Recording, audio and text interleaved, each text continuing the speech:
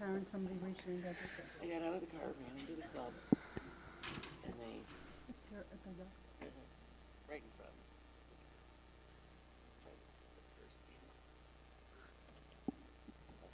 Tried to put first in. Did they get busted? Yes, I did. Okay.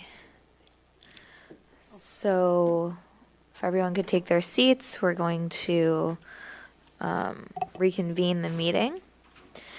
So does council have any questions regarding the presentation?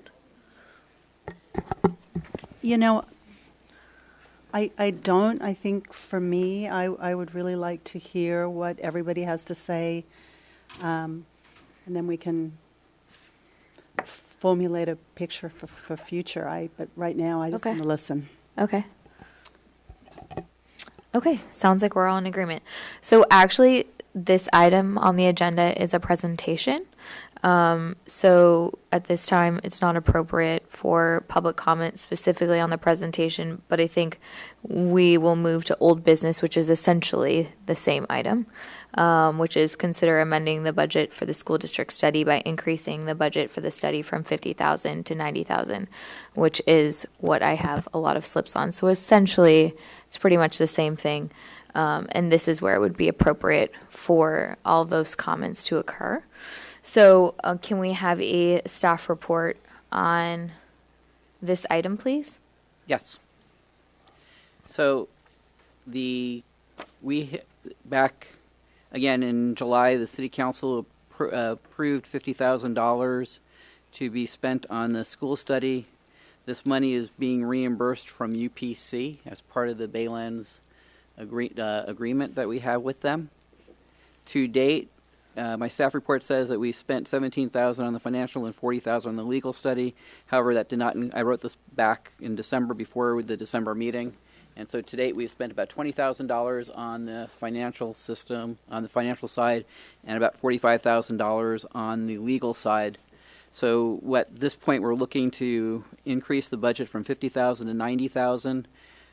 Right now, we anticipate that we will be spending money primarily on the financial information. As you heard, there are still a number of issues when it comes to the financial and the student impact that need to be studied as the specific plan occurs and goes forward. So we don't anticipate that the money will be spent right away. On the legal side, you already have laid out a number of different options and what their paths forward would be. But what really needs to happen is the next step is to get more information on the impact of the students, on the impact of the revenues, the impact of the expenditures, and then have the community talk together and come up with what would be the best solution between Jefferson High School District, Bayshore School District, Brisbane Elementary School District, and the city to determine what really needs to happen from a legal perspective and to help formulate the development agreement. So at this time, what we're looking for is just to have additional money to be able to continue through this process. We think $90,000 would get us a long way towards getting enough information for the development agreement. If we need to come back if something happens, we need to come back with more. If there's other options that are out there that are raised during the community process that we haven't studied as from a legal perspective, we of course would bring Tom and Ralph back in to try and give us better guidance as to how we would achieve those. And we already have some ideas about working with Skyline as well in all of this.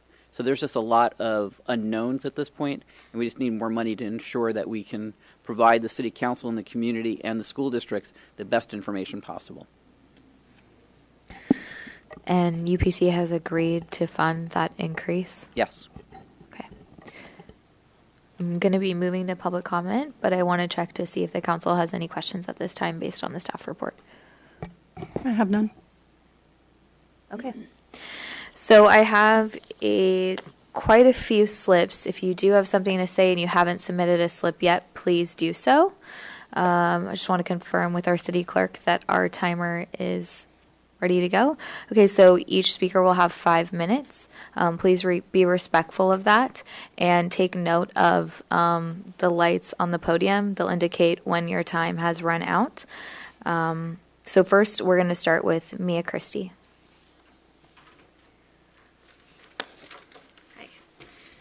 Good evening, Mayor Davis and City Council members. I just want to say thank you so much for, taking the action to have this school study and presentation. I really appreciate that it shows us all of our viable options for potentially having a high school on the Baylands. I really see having a high school in the Baylands is in the best interests of the students of Bayshore and Brisbane, particularly because I've heard about some of the commutes that our students in Brisbane and the Bayshore area have to endure to go to school. And obviously that takes up a lot of their extracurricular and homework time. So I would like Brisbane to be able to work with the Bayshore School District, as we've talked about, to create a high school for the Bayshore, the Baylands, and Brisbane. And I've looked over all the options presented by the legal counsel, and I feel personally that the best option is to unify Brisbane School District and the Bayshore School District with the Baylands pre-K through 12 school linked to Skyline College. That was really impressive, that presentation. And just some of my reasons, I would like to have a high school funded by our tax dollars. I'll take a step back because I want to acknowledge that I'm not a parent yet, but I do intend to be. I was talking to my coworker about coming here tonight and telling him, what I was going to be talking about, and he's like, oh, so you really plan ahead, 18 years in advance. So, but yeah, that is true. And I just think it's actually for for the students here, it would really make a difference in the two areas and the Baylands, of course, once people live there. And I think that having a high school on the Baylands will attract families to the area, which would help create that, I don't know what the right word is, but a community where we feel like we're connected to them. And giving high school students the option to take Skyline classes for college credit would make a really unique school. And we have a lot of creative and passionate people in our area. Some people have talked about environmental education. We have such a wealth of knowledge and resources with the San Bruno Mountain Watch. We have, people who are passionate about the arts. It could be a school that is a magnet school for the arts and environmentalism and technology. I mean, all of that sounds really exciting to me. So it would make a huge difference just for all three areas to have a high school. So I'd like to have conversations with the Bayshore parents about what they see possible for high school. And, other community members that I've talked to about this are interested in that, and I think they'll be sharing that too.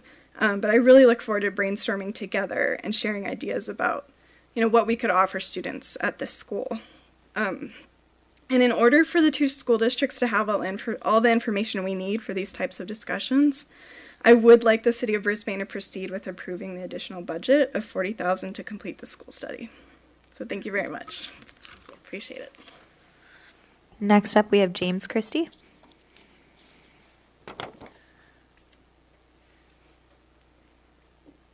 Mayor Davis, council members, city staff. I know every time I address you, I thank you for the work you do for our city, and I have to thank you again. I can't thank you enough for everything you do for our city. And thank you to all the presenters this evening. It was very helpful, all the information you shared. I'm Mia's husband. As she already mentioned, we're planning to have kids. We live here in town. And I would like you to approve the additional money for the study for many reasons. One is I love community. I love the community that we have here in Brisbane, and I want to share it with as many people as possible. Personally speaking, I am a hospice chaplain, and I have the honor to support dying people and their families. And I do that here in Brisbane, in people's living rooms and in their bedrooms. And I've also done that in the Bayshore neighborhood of Daly City. So, what I love about this job, this calling that I have, is that I really get to know people on a deep and personal level. So I've really gotten to know people here in Brisbane, and I've really gotten to know the people in Bayshore. And I would love to create a vehicle in which we can strengthen the bonds between our two communities. And there's something amazing about a school district, parents coming together in a common cause for their children. And I want to create this with not only to build off of what we have in Brisbane, but to also to include the Bayshore community in that. I want to create relationships with parents in the Bayshore community and listen to them. As I've listened to them and supported them in my work, I also want to listen to them and support them in what they want to create for their children. And I also want to partner with them in creating something that's awesome and amazing also for all the future children that live in the Baylands. To do this, we need more information. And on a personal level, I have felt very blessed with all the opportunities I've gotten in my life and in my education. I grew up in Mill Valley. I went to a top-notch school, top-notch public school, Tamalpais High School. I could walk to it. Not only were the academics phenomenal, it was also a very diverse school in every sense of the word. Diverse ethnically, diverse socioeconomically. And I feel we have an awesome opportunity to create something like that for our community. Not only a high school that our kids could walk to, but also a high school where all types of children are welcomed, from the Bayshore community here in Brisbane and all the future kids that live in the Baylands. And obviously I'm open to having my view changed, but just based on the information I've seen so far, I think that possibility could be realized through unifying school districts. I have an open mind, and I'm willing to obviously gather more data and be challenged on this, and that's also another reason why we need more money for the study. So again, thank you very much, and I look forward to working with each of you on this. Thanks. Thank you. Next up, we have Nancy Loxamana.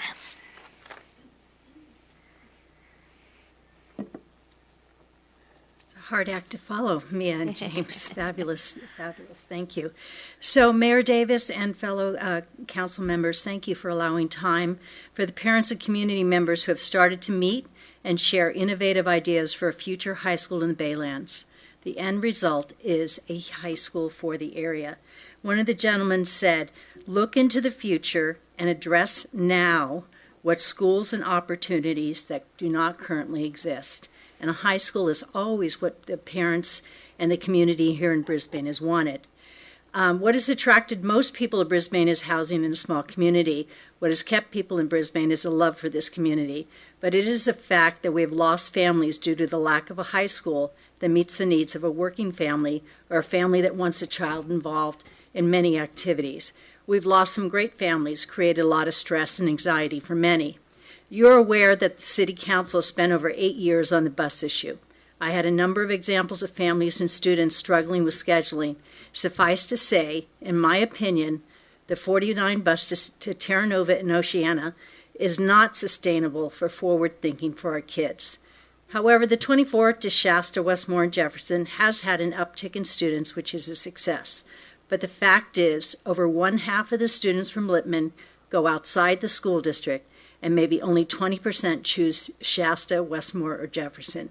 This is my estimate, and I hope to confirm this in the future. We will hear in March whether Samtrans will continue with both school routes for the coming year.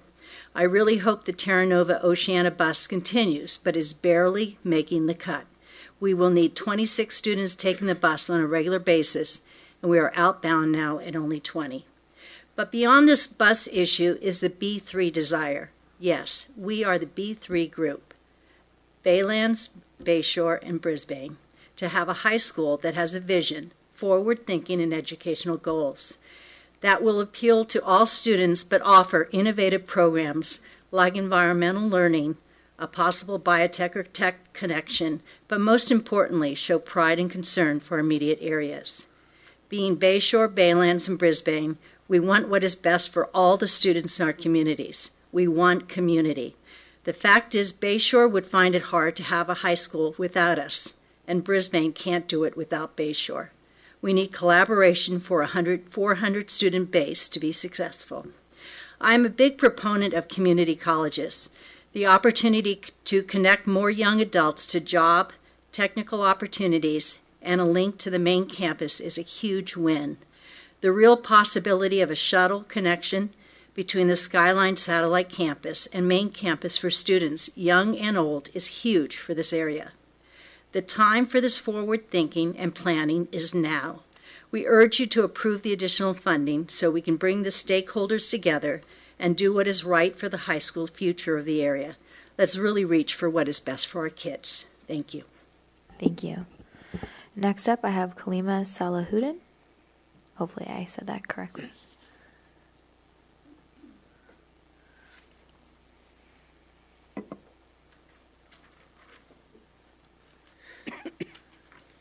Hello, we're just all going to come up together. My name is Kalima Salahuddin. I'm the Vice President of the Jefferson Union High School District, and I have my colleagues here from the Bayshore Elementary School District who are board members. Thank you for the meeting.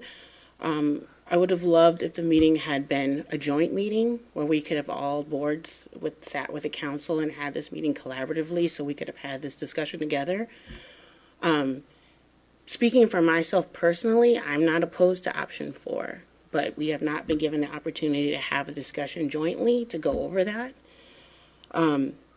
We also understand with the new development that there may be a need for a high school here in Brisbane, and none of my board members are opposed to that at all.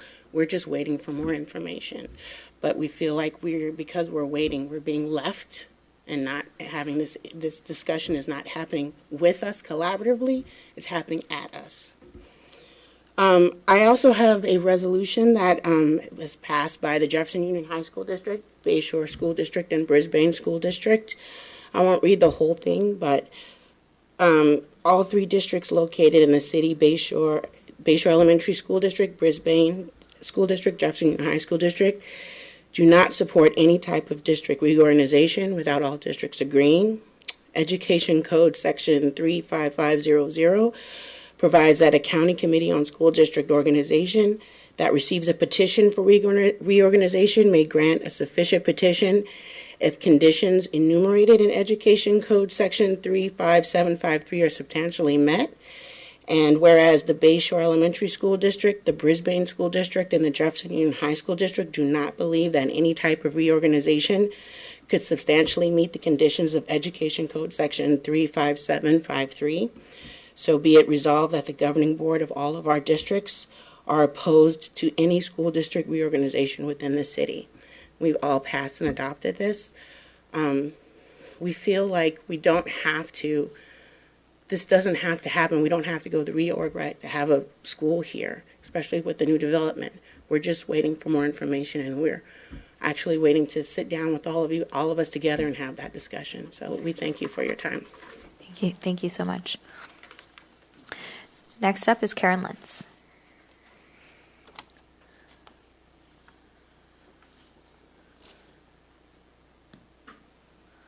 Good evening, Honorable Council.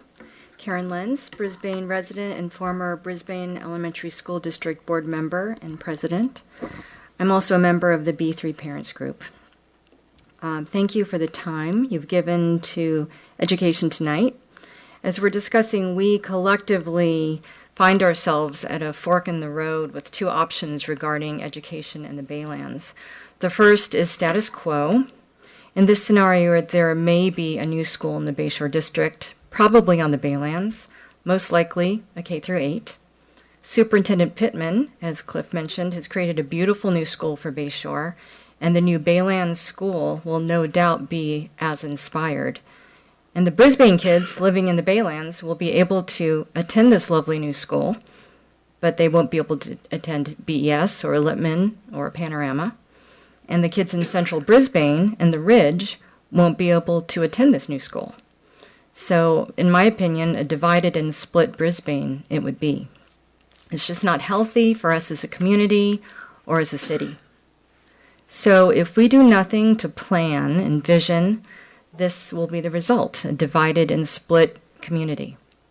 So what is the opposite of status quo thinking? Embracing possibilities, which is what our B3 group is about. We're exploring the possibility of bringing together the communities of Bayshore and Brisbane, working together to share the education funding of the new development and to create something exciting and new. The possibility of working with Skyline College to create a magnet school that addresses the needs of both the struggling student and the high-achieving student. The idea is a core mission, in fact, of the Bill and Melinda Gates Foundation. Perhaps we could create a pilot school with granting from that organization. The possibility of partnering with Mountain Watch to create an environmental curriculum, an idea brought to us by Mountain Watch's Paul Buscal, or an arts magnet school that is greatly needed since students in our county can no longer attend School of the Arts in San Francisco. We need for the Brisbane Elementary, Bayshore Elementary, and Jefferson Union High School districts to begin discussing a common vision for the Baylands. The requested funding before you tonight will help these groups to plan realistically and within county and state education guidelines. The goal is to create a concrete proposal that will give you, the council, the information you need to negotiate the education component in the Baylands specific plan. Thank you. Thank you. Next, we have Alina Zavodnik.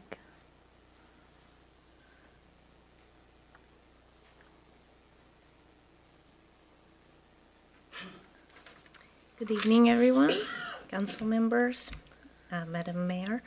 I'm here to join other parents and residents in asking for an approval of additional funds to continue the study of the school options in light of the upcoming residential development in Baylands.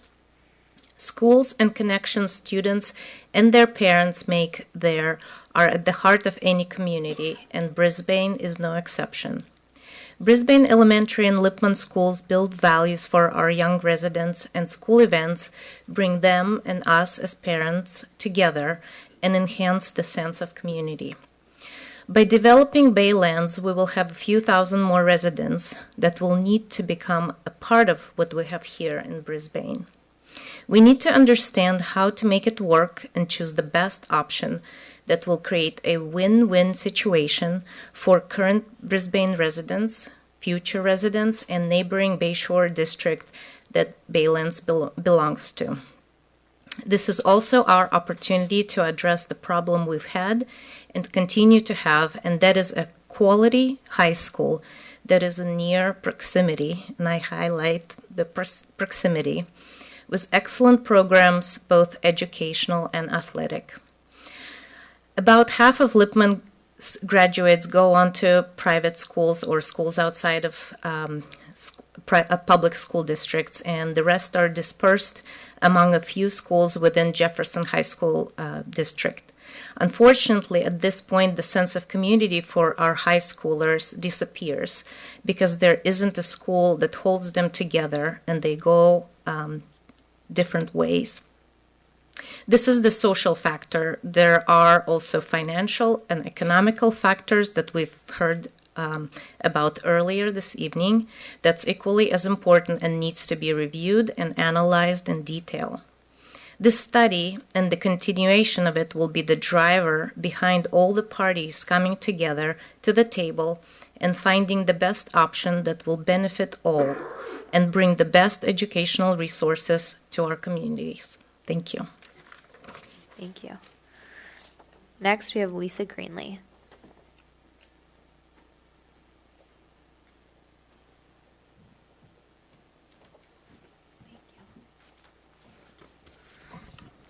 Hello, City Council, Mayor. Oh, I'm nervous. Okay.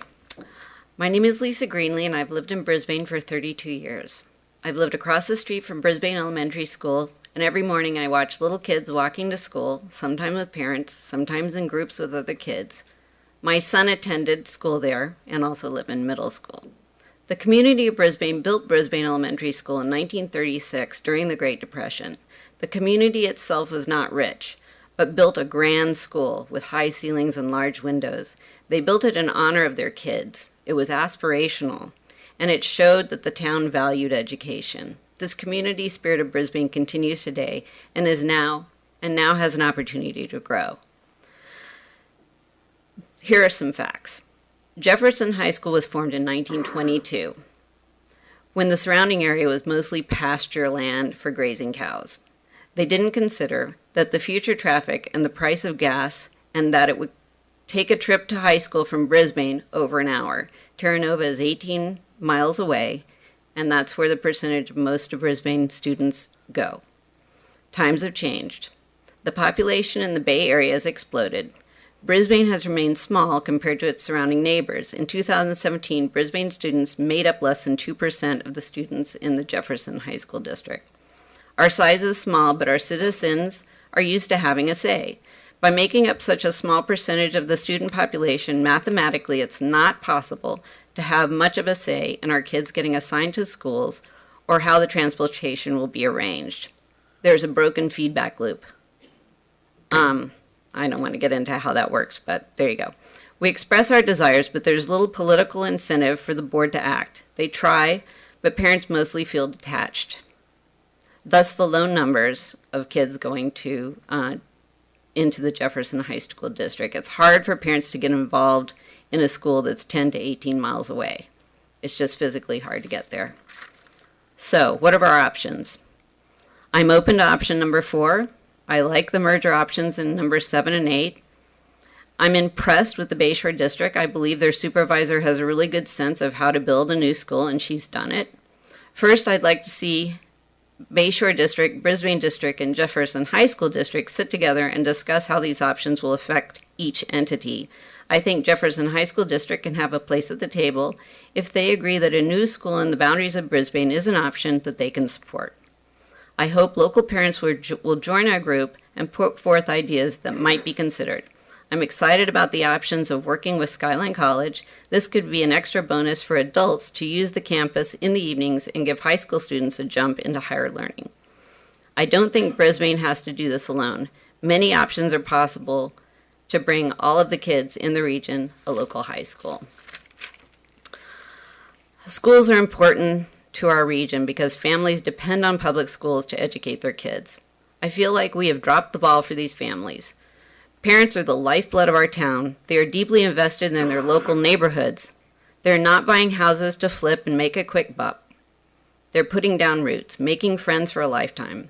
That benefits everyone. Whether you have a kid in a school here or not, this affects our property values.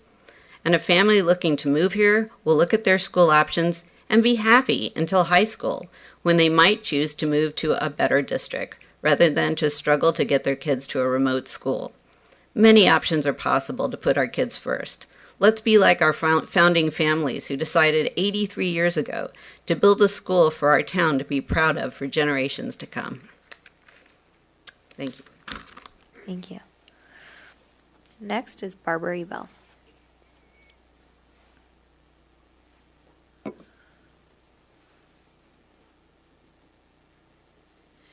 Just a couple of quick thoughts. I very much supported when we did the study the last time around with the Bayshore Brisbane Elementary School District, and the answer we got there was a resounding no. And I know that's not entirely relevant in the new situation, but I don't know. Anyway, and then I also remember from the DEIR process that there couldn't be a school out there without the school board waiving some of the hazards. So I'm wondering where the thought process is going now with that. I mean, is it because we're going to clean it up to residential levels that we now think that they would go for that? Personally, I wouldn't want my kid going to school out there, even if it is cleaned up to residential levels, because I have real personal reservations about whether or not that cleanup level is going to hold long term. And unfortunately, things with like cancer clusters, you don't find out until it's too late. So personally, I would love Brisbane to have a high school. I don't want it there. That's a non-starter for me. And then also, Stuart mentioned some sort of agreement with UPC, and I was wondering if that's part of the public record, or we get to know what agreement we have with UPC. Thanks. John, would you be able to talk about, to respond to the school district waiving having a school facility on land that was at one point toxic? Can you speak to that, or was that more of a Lloyd question?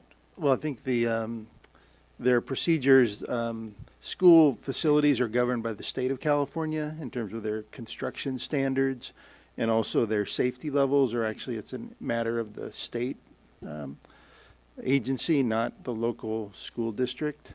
And there are standards, and there are, if standards can't be met, there are waivers through the state that can be obtained. I'm not, in terms of what those procedures are, and obviously the safety of the students would be the paramount factor in terms of what is allowed and not allowed, but that's through the state, not through the local school district. And then, Stuart, are you able to clarify for Barbara her comment about UPC? The city has a reimbursement agreement with UPC for all services that we provide as it relates to the process for the EIR as well as for other Bayland project processes. This is just another one of those studies that we're doing on behalf of them for the or behalf trying to move forward the Bayland. So it's part of that reimbursement agreement. Okay, thank you. Final slip I have is for Michael Barnes.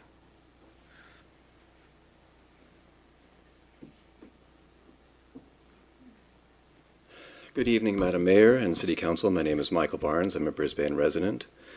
So Tom said reorganization is a solution to a problem, but no one has defined a problem here. Our high school district has capacity.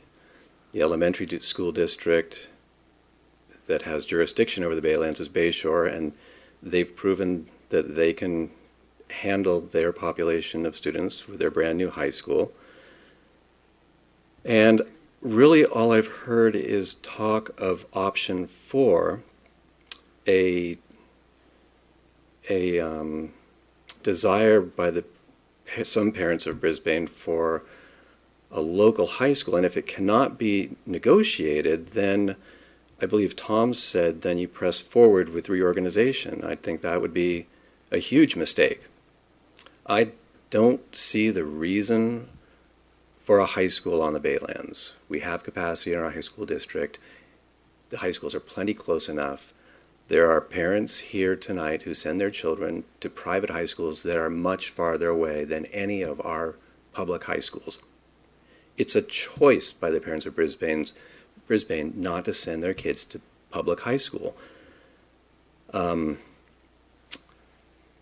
My son graduated from Shasta recently and is rooming at college with his high school classmates from Shasta.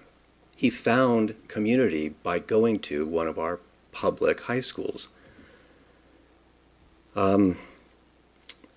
It's also odd to me that 4 out of 5 council members opposed the merger of the 2 elementary school districts back in 2011 and 2012.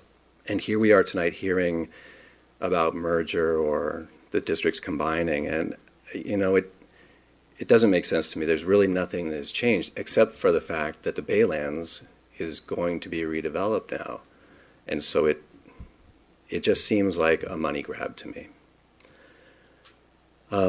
I spent almost 2 years talking to Bayshore parents about a local high school, and I had hoped that if the district had merged, that Robertson Intermediate or middle school would have closed, and that could have been the site of a high school. That did not happen.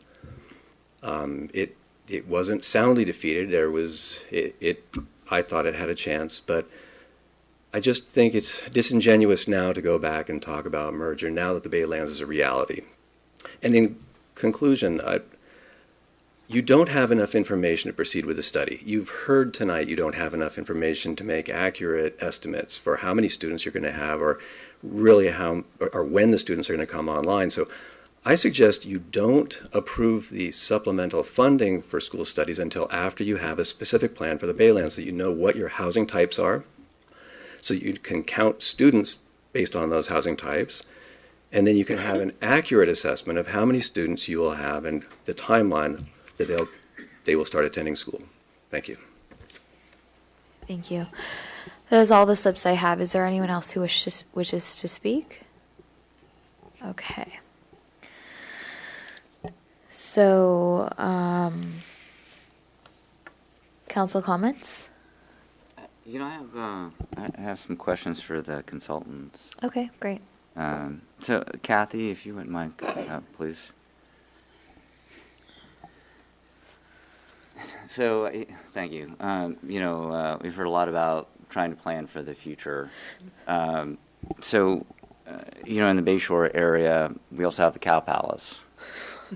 And the housing pressure on all communities is intense. There's, it's all speculative, but, there's a probably fairly good chance that there will be significant housing on the Cow Palace property. That's part of the Bayshore district. I mean, you've already talked about the capacity of Bayshore. Right. When I attended the school, that campus is maxed out. I mean, you cannot put a portable anywhere. They've done a beautiful job, within the footprint. I mean, really, the only way that you could expand the Bayshore School is to buy property next to it and demolish those homes or businesses and extend the campus. But we already know that there's significant costs in building, Right. And so here you're buying property. I mean, it's just and so just anticipating other development outside of the Baylands. Is that something that you've kind of taken a look at? Yeah, so we haven't specifically looked at individual projects by school district. As you go through the planning process, what a school district is going to take on when they're assessing their future capital needs is a facilities master plan. So before solidifying, okay, we need to build one new school and it needs to be this size, you're looking at all of the potential for development as well as your current enrollment trends. And I don't want to diminish the existing enrollment is really important, and projecting what's going to happen in the future, the life cycle of the existing neighborhoods. So just picture somebody moves into a home, at some point there's a child there maybe, then the child goes through the school system, they age out. How long does that family stay in that home until it turns over and more kids are in the home? All of those factors go into determining when new schools are needed and how big those schools should be. So that's kind of a side note to that, but that's something that when school districts are planning to build new facilities, there's usually a master planning process that looks at their own service area, their own boundary area, the potential for development, and the life cycle of their existing neighborhoods, figuring out what their existing capacity can accommodate. And I say existing capacity, remember earlier we talked about capacity isn't just a fixed number. It's a number that changes based on the programs being offered at the school. And then they figure out, do we need to expand our existing campus? If so, how do we do it? Do we have to acquire? Is it just cost prohibitive? Secondarily, then, do we look at a secondary campus, and what are the costs that go into that, and how big do we do it? Or are we sharing it with one development project and a couple development projects, or is it isolated within one? That's usually a pretty comprehensive process that school districts undertake, and that process can take, for them, even over a year just to go through that planning phase. So when you look at the potential for development, a district is going to look within their own boundaries to see the potential for development, where that's going to be located, and how it fits within their existing population. So as we look at these numbers here moving forward, and we kind of figure out what's needed for this particular development project, our analysis specifically was for that area, but before going down the path of full master planning and setting up development agreements, there needs to be that further interaction with what else is happening in the school district's boundaries. Sure. No, that makes sense. You talked about the different, like the three different buckets, right? Three different pots. But there's also another one where the city would negotiate with the developer, right? I mean, we're looking at a development agreement. Within development agreements, there are community benefits, right? And then, developer, we have a range of housing, 1,800, 2,200. That doesn't mean he's going to get 2,200. We have up to 7 million square feet of commercial space. Doesn't mean they're going to be able to develop the whole 7 million. Of course, there's other things that the community might want as well. And on March 21st, we're going to have a Home for All community engagement meeting to talk about values. What are the things that are important to you? This is just one piece of the puzzle. of potential community benefits. In your experience, have you seen cities negotiate additional funds from developers that go towards education? Yes, and typically it takes the form of a mitigation agreement that is separately negotiated between the developer and the school district, but encouraged by the city. So the city is often, I mentioned school districts don't have the same kind of leverage in negotiating development mitigation that land use agencies do. They have the state statutory fee, and that's what development is required to pay. Anything in addition to that oftentimes is encouraged at the city level, where the city encourages a developer to negotiate directly with the school district to achieve a certain goal. I could see in this situation a goal being, we want to achieve this type of education system in that area. It's going to cost X, Y, and Z. We estimate that that's going to be, you could pay that in the form of an upfront mitigation fee. You could front the cost of a school facility. You could form a community facilities district. All of those things would not necessarily be part of the city's development agreement, but would be part of a separate mitigation agreement between the developer and the school district that would almost be layered on as part of your overall approval package. That's the typical way to do it, although that doesn't mean that it can't be part of a development. All right. So really, like what you're saying is that all the parties need to come together. They do. Right. That's in everyone's best interest. Yeah. You come together, understand what are your needs. Right. Then you stand the best opportunity of having success. Definitely. Okay. Thank you. Thank you. Should I stay up or should I head back? Does anyone? I have questions, but not for you. Okay. Okay. Why don't you? So, while I have no idea whether a high school or any kind of school facility will ever be built on the Baylands, we don't know that. We're not even close to knowing that. However, we've got to look forward and we've got to think forward. We spend so much time in this town, I believe, looking in the rear vision mirror and thinking backwards. We have to think forwards. And please don't get mad at me if I say your name incorrectly. Kalima. What Kalima said, thank you, sort of got me in the heart, that I felt she feels offended that she's being spoken at and not with. And so I don't know what we can do or what the future looks like relative to this topic, but I would like to do something to facilitate bringing us all to the table together to have conversations that are friendly and not adversarial. And you kind of sounded to me like you were offended, and I'm sorry that you feel that way, because that's not how we feel. Can I add on to that? Sure. I think, though, right now, we're not even at that place where we're ready to have conversations about what is the solution. I think right now we're just at the place where we're getting information.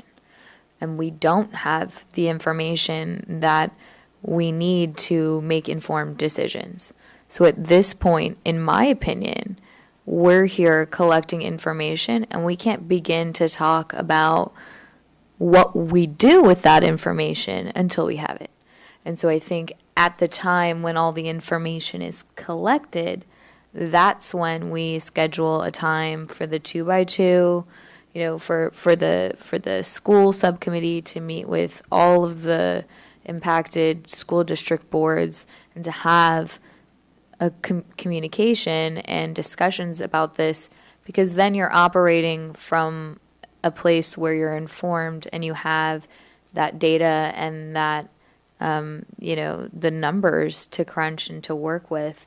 At this point, I don't think we're there yet to be able to even talk about those things, because we don't have the appropriate information to make decisions. So for me tonight, what I think the decision that's before us is, does the council want to continue to fund this or to, approve UPC helping fund this effort to continue down this road? I mean, is that how you all view this too? Well, if I may, Madam Mayor, I have some questions for the other consultants, if I may. Oh, sure. Yeah. Sorry, I thought you were done. No, I was wondering if anyone had questions for the financial consultant. Well, excuse me for jumping in then. No, that's all good. So, there was some questions or some comments that were raised in regards to state guidelines and criteria. Tom, you're the person that wrote the criteria for the state back in the day, correct? Right, and I think you're very clear tonight that all the options that or almost all the options. I think there was just one that it was probably difficult to reach, and that was if the Brisbane school district on its own became unified. But all the other ones would suffice being acceptable by the state Department of Education.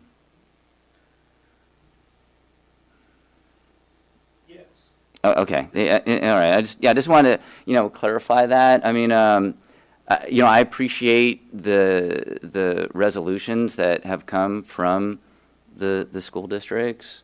Whenever there's change, people get nervous, and sometimes they feel that if there's a change, that means that something is going to be taken away from them. Wait, do you want him to come up? Do you have more? No, you can stay there, okay. Tom. You answered my question, so thank you, sir.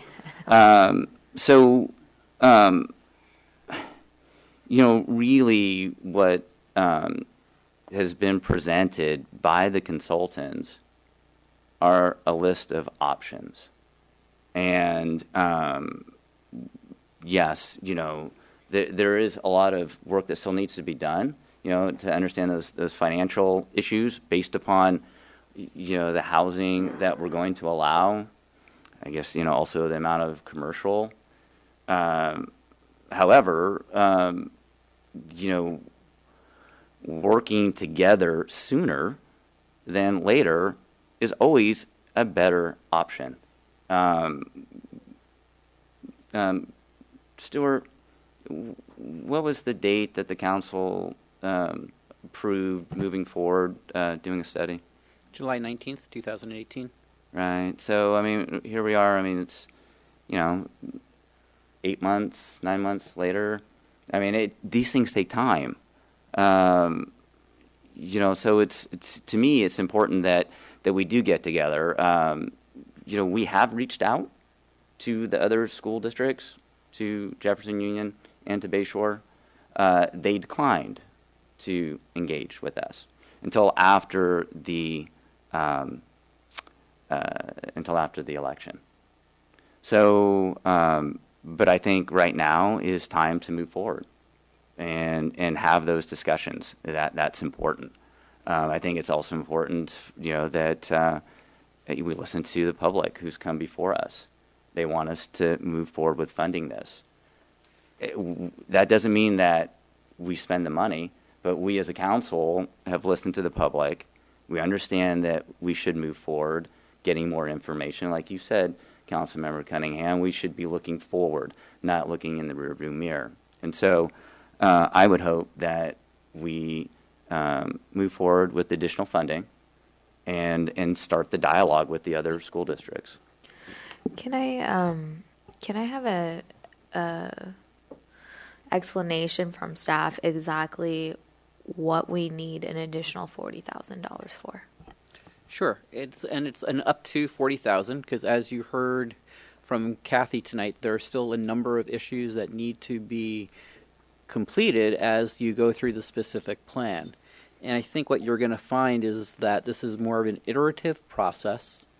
As you get some information from the specific plan, Kathy and Terry can look at it and see what the impacts are, and then you as a city council can say, do we want those impacts to happen, or is there a way to mitigate those impacts through the types of development that we allow? Is there a way to mitigate some of the impacts on the school districts by what kind of commercial is approved, what kind of housing is approved? As Kathy said, that depending on the kind of housing and when that gets approved as part of the specific plan, as part of the development agreement, is to how the students are going to flow into the school districts.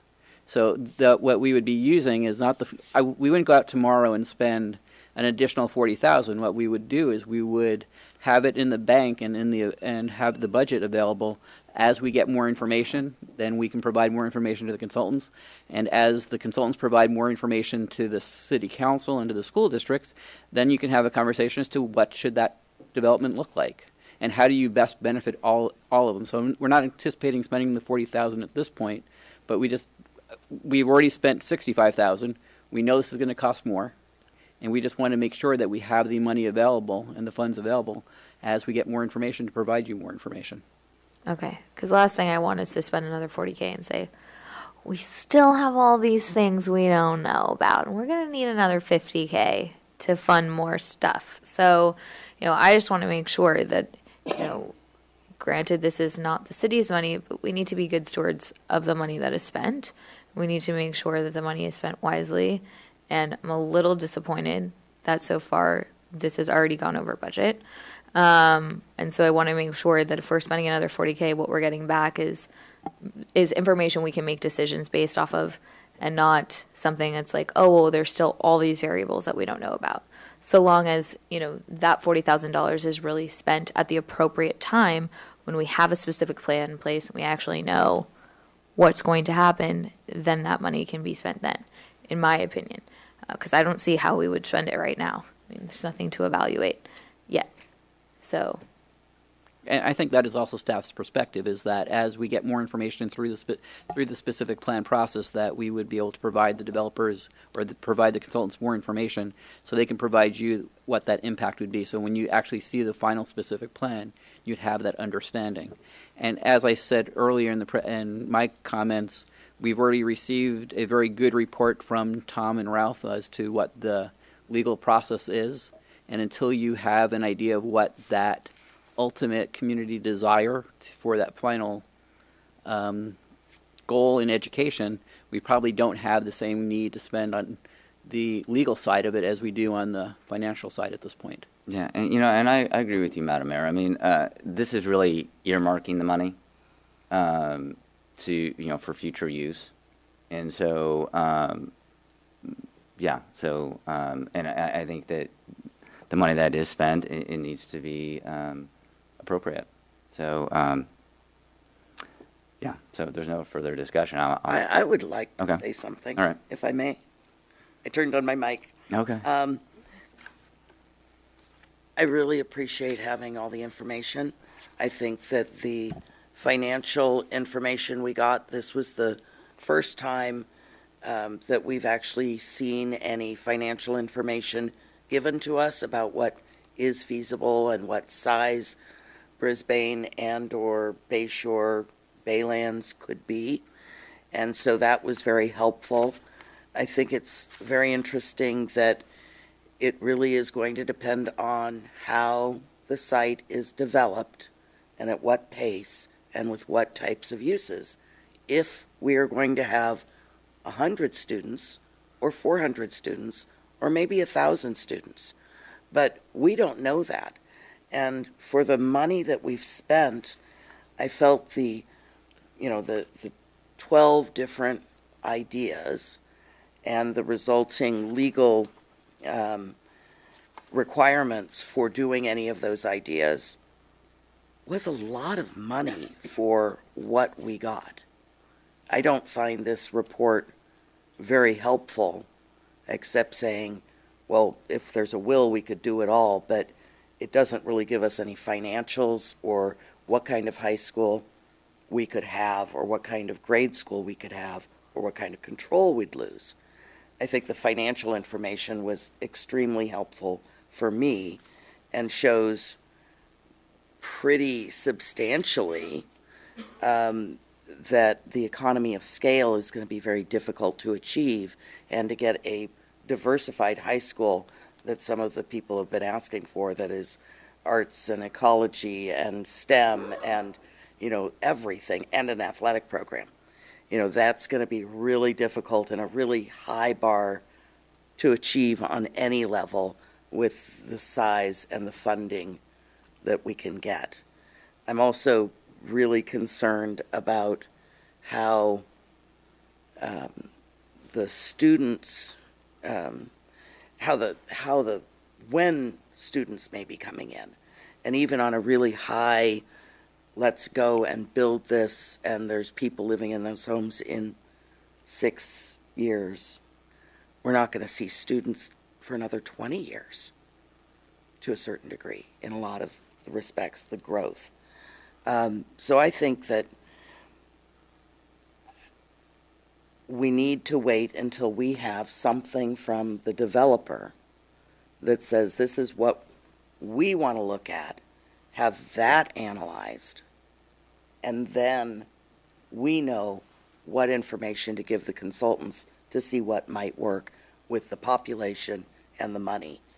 Another big concern I have is that, there's always the expectation of the pots of money that there can always be a special district assigned to raise that money. And we're already talking about special districts to fund the infrastructure, special districts for the fire and the police and all these other things. And I'm just not sure how much special district money we can put on this development and have it be viable. Have anybody want to build it or live in it if the cost is so extreme? So for me, I understand we've already gone over budget, and I'm shocked that we went over budget on the process, because that should have been known to our consultants, the process for any school district. They wrote the law, or helped write the law. So I think we need to focus on the economics of it and the school size of it, but not until we have information on what the development is even going to look like. That's my 2 cents. Also, I think, too, what we haven't spoken about is ramifications of choices, especially from the financial perspective. So, the reason why I signed that petition back when it was circulated was that there was the possibility that one of Brisbane's schools would have to close because of unification. So whether that be Littman or Brisbane Elementary School. And that was, what drove a lot of people to sign that petition. And that's something that has not been discussed at all. And so, I think if it was on the table, hey, yeah, maybe we could get a high school or something through unification, but BES might have to close. I think that people need to be informed on what the ramifications are of the decisions, because if that was part of the equation, that could really change how people feel about this. I'm not saying that that's what could happen, but this can't all be pie in the sky. We can't be charging forward on this without also understanding what are the ramifications of the decisions that we're making for everybody involved. And there very well may be a possibility where we can keep all of our existing school facilities and also have a top-notch high school. I mean, I think that's what we all want. We have to know about what all the other ramifications are to a unification that people really were not talking about. So I would like to see, if we're moving forward with financials, when we get all the information about a specific plan, I need to know specifically outlined, if you move forward with these scenarios, this is what may happen with other schools that are already in existence. Because that, I think, really can shape the way that people make decisions. And those are things that people need to know about. So I am in favor of, seeing something through. We started this process. We've already spent this amount of money. We need to see it through. We need to be able to have all the answers to accurately make a decision. But of course, this money cannot be spent until we have a specific plan to work with. So I am in support of moving forward with this additional cost. I really want to make sure that we're staying within budget.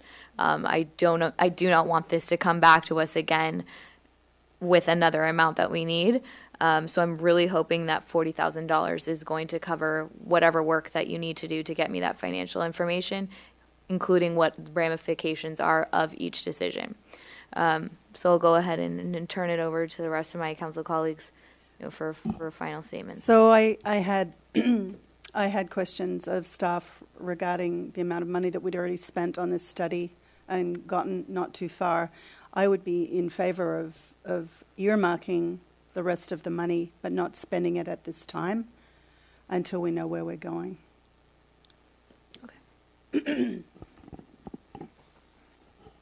Madam Mayor, could I just interject real quickly? I think Councilwoman O'Connell said it perfectly.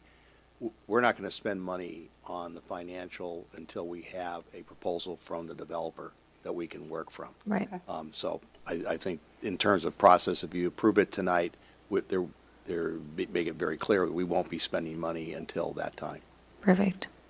Okay, well, it sounds like we're all in agreement.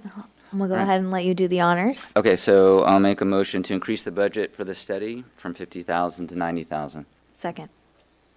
All those in favor. Can I second? Yeah. Okay. All those in favor? Aye. Aye. Okay. Moving on. That brings us to item B under old business. Consider approval of the Public Art Committee's recommendation to update the city's public art implementation guidelines as it relates to public installed public art. Staff report, please. Sure. I will try and make this relatively brief since we're getting to a later hour.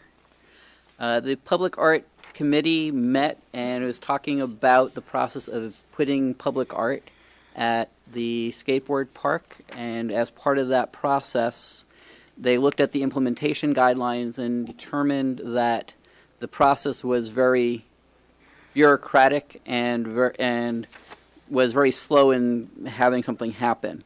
What they would recommend, and it's as outlined in the staff report here, instead of recommending to the Parks and Recreation Commission the amount of money to be used for public art and the type of artwork and location, the committee will make this recommendation directly to the council. So basically, reduce the process by a few steps. So that way the Public Art Commission makes that idea that this is what we want to do, and they go directly to the council. The Public Art Commission has 2 members of the Parks and Recreation Commission on it. That was something that the City Council wanted to make sure was there. So that made sense to them. And then the other one is that the other issue that came up during the conversation was that there may be times where you don't need to have additional members of the public on the selection committee. And if you can reduce that time of trying to recruit people and trying to then place them and then start the process up again, that would also save time. So it's trying to really streamline this and be less bureaucratic is what the ultimate goal of the changes in the implementation guidelines were. Hopefully I've captured it well enough for the 2 committee members. Yeah. Yep. I don't have anything to add. Me either. Council questions? My only concern is if we streamline this, does this mean that the art or the process will have gone forward enough that there's an objection once it becomes public or made aware to council members or the public that if there's a problem or a concern with that art, that it's gone so far that we're sort of committed? I would think not. And the reason being is that the first step in the process is the Public Art Commission would come forward to the City Council, letting them know where the piece of art would be and what the proposed budget for it would be. And then from there, if maybe there might be a need for more members to be on a selection committee, that would happen. And then the selection committee would go out and determine a process for coming up with the artist, and then the artist would be brought back to the City Council as to and very similar to what we did with the library, where the artist came before the City Council and presented what was going to happen before that was let. This way, what would happen is that after the City Council says, yes, that artist would be approved, then the selection committee would go back and work with the artist for the final piece of art that would be approved. That piece of art would then be brought forward to the Parks and Recreation Commission, and then that final piece of art, after the Parks and Recreation Commission had a chance to look at it, would come before council. So there'd be plenty of time for 3, 4, 5 public meetings as to what the final piece of art would be. So we're quickening the process to get to the artist, but we're not quickening the process to get to the final piece of art. Okay. Thank you. No other questions? Okay. Does anyone from the public wish to speak on this item? Seeing no hands. Council discussion? Make a motion to approve the Public Art Committee's recommendation to update the city's public art implementation guidelines as it relates to public installed public art. Yeah, those two changes. I'll second it. All those in favor? Aye. Okay, that brings us to staff reports. City Manager's report on upcoming activities. Madam Mayor, before I start, I'd like to have Commander Garcia update you with regards to tonight's fire.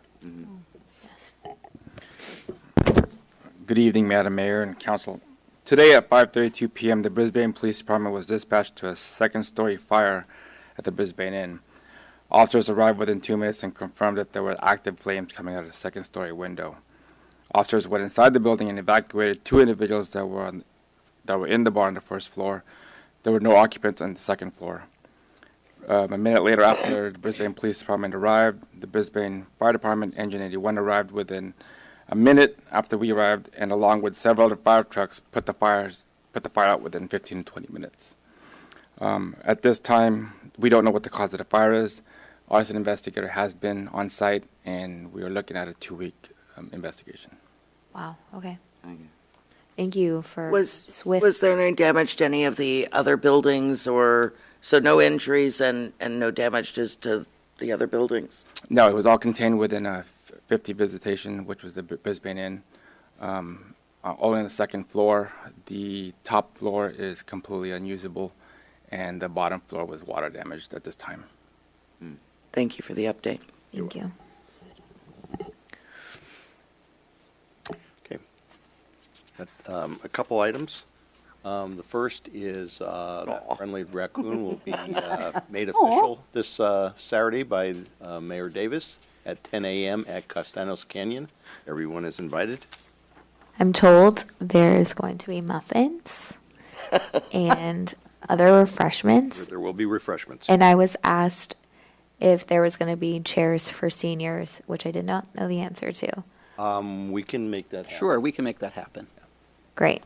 And we would hope that as many people could walk there as possible, because as you know, the parking in that area is not abundant.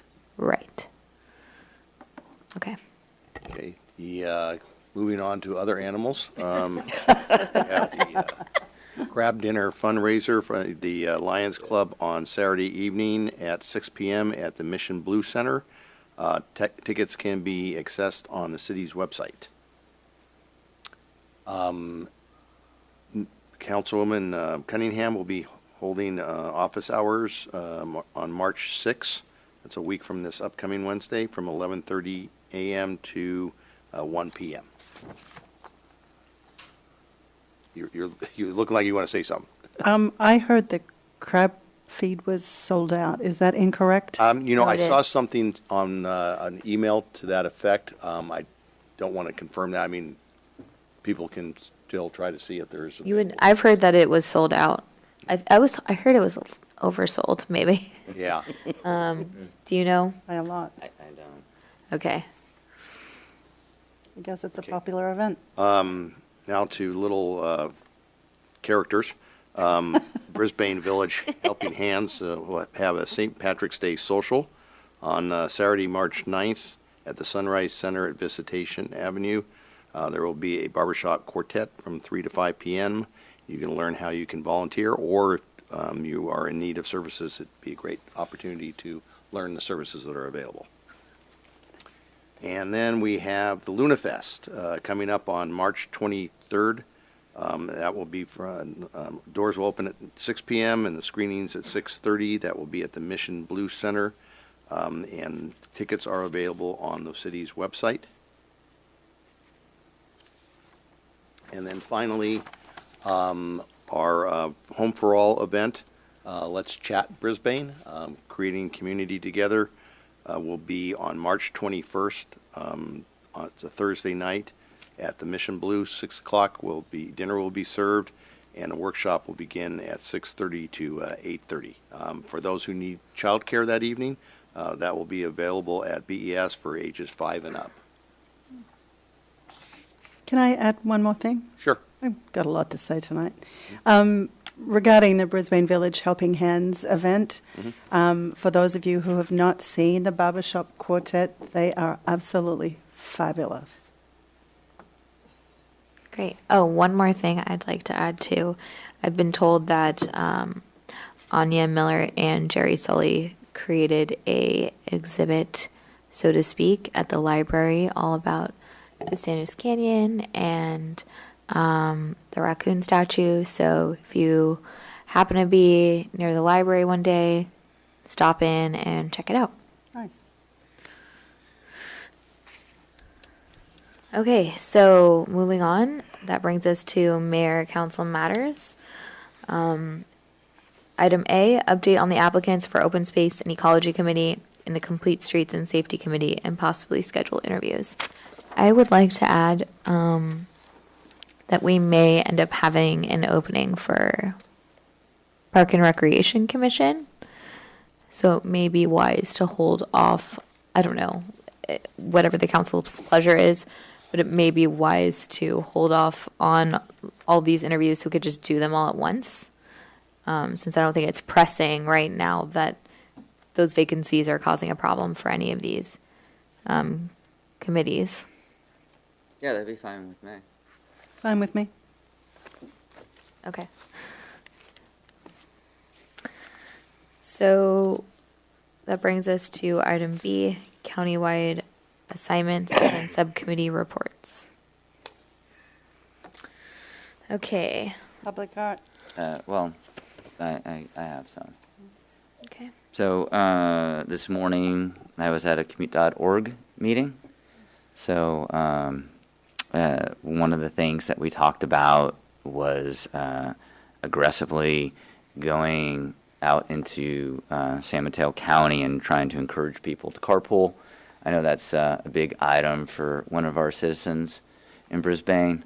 And last night I had my office hours meeting and with Executive Director John Ford from commute.org. So we also talked about shuttles and carpools with our citizens last night.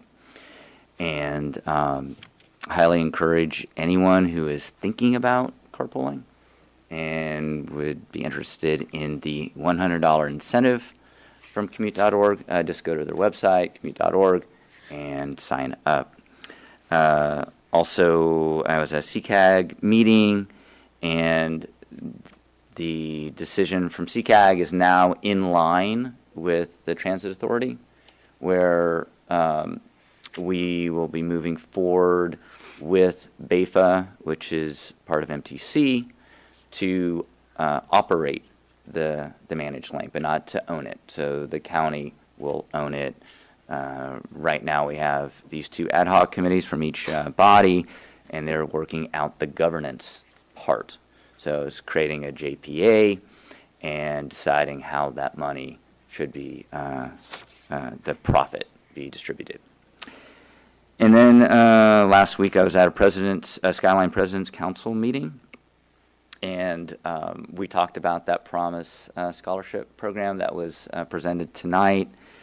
And I know that's something that we had talked about last year during our budget. We were thinking of, instead of giving money to the President's Breakfast, which then some of that money goes to pay for the food and the facility, that we would give them a direct contribution. And so to do one of those scholarships is $1,200. And, I'd like for us to maybe at a future council meeting consider maybe donating or sponsoring 5 of those scholarships and trying to get other cities in North County to be a part of that, because Skyline College is, I think, a vital part of our region, and we are part of this region in regards to providing educational and workforce opportunities for everybody. I think when everyone's got an opportunity to better themselves, it makes every community better, and and so I hope that we can put that on the agenda and discuss it in further detail. I had a public art advisory committee meeting with Councilmember Cunningham. We looked at the draft RFP for the skate park public art project, which is going to be some sort of public art that will go along the wall that you see when you're coming into town alongside the skate park. This will come to council on March 7th. We also talked about incorporating art on walkways and pathways throughout town. We do have a robust network of stairs and trails, so those could be places that have opportunity for some future art. Anything you want to add? Yeah, the whole conversation in that public arts committee is very vibrant. It's really exciting, and there's a lot of great ideas percolating that could bring some very beautiful things into Brisbane in the future. So it's a real pleasure to be part of that discussion. And, just some surprise art, as I think the word you used, Madam Mayor, before, in places you don't expect it. And so, yeah, there's a lot of great things coming forward on that. Yeah. Councilmember O'Connell and I met for the LunaFest ad hoc subcommittee. We reviewed, what needs to be done for the event, including securing concessions, securing sponsorships, and ways to promote the event so that we can sell it out. I'm happy to report I have a significant amount in sponsorships that have already come in. We're still a month away, as well as a lot of concessions that have been committed to as well from so many Brisbane-owned businesses, women-owned businesses across the Bay Area, and businesses that are in the fields in which the scholarship that will ultimately go to the Lions Club to award, in these industries in which women going in these industries will get the scholarship. So there's a lot of people, not only in Brisbane, but in the greater Bay Area, super excited about what Brisbane's doing with LunaFest. So don't forget, get your tickets. Can I, if I could follow up on that, met with Council Mayor Davis and actually members of city staff, Park and Rec, and it was a great meeting, and it was very invigorating to see the ideas that got bounced around and, what happened at that meeting. And I think it's going to be a very good event, and it's been a pleasure so far, and we'll see if we can make this a tradition that sponsors the Lions Club scholarship program far into the future. So, Councilmember Lentz and I met yesterday on the Economic Development Subcommittee, and we met with the owners of Hover, H-O-V-R. It's a hovercraft company, and that has some very exciting potential moving forward. I know they've got some fish on the hook. Of course, they weren't going to say who they were relative to getting the first hovercraft in the bay. And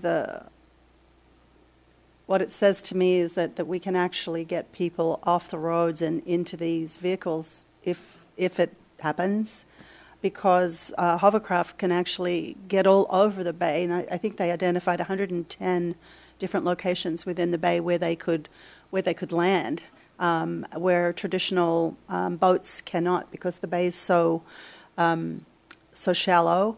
And I first saw their presentation in November at the Council of Cities dinner in Foster City, and my first and only question really to them was, well, if you're going to come to Brisbane, the biggest question and probably the only real question that's going to come to you is, what are the environmental impacts of the hovercraft? And it's quite fascinating that there seems to be very little issue.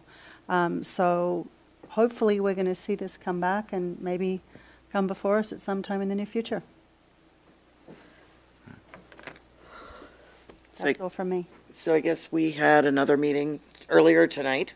Yes. Also, which was on the administrative and fiscal policies, and discussed the draft procurement policies that will be coming back to the council.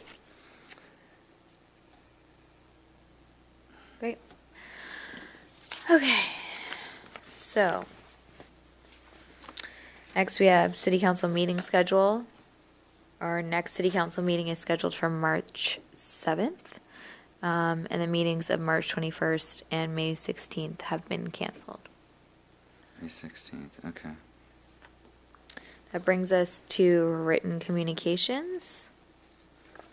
And we have written communications from Raymond Law on February 18th and John and Touvray on February 20th. And I actually don't know if this is possible, but I did have someone request in my office hours if when we read out the list of written correspondences, if we're able to just note what the topic was. So that's something that staff, can evaluate, but I do just want to let you know that that was a request that I had from a member of the public. I see no controversy there. Okay, great. So that brings us to oral communications number 2. Is there any member of the public that would wish to address the council at this time? Okay, seeing no hands, moving on. That brings us to adjournment. Do I have a motion? So moved. Second. All those in favor? Aye. Aye.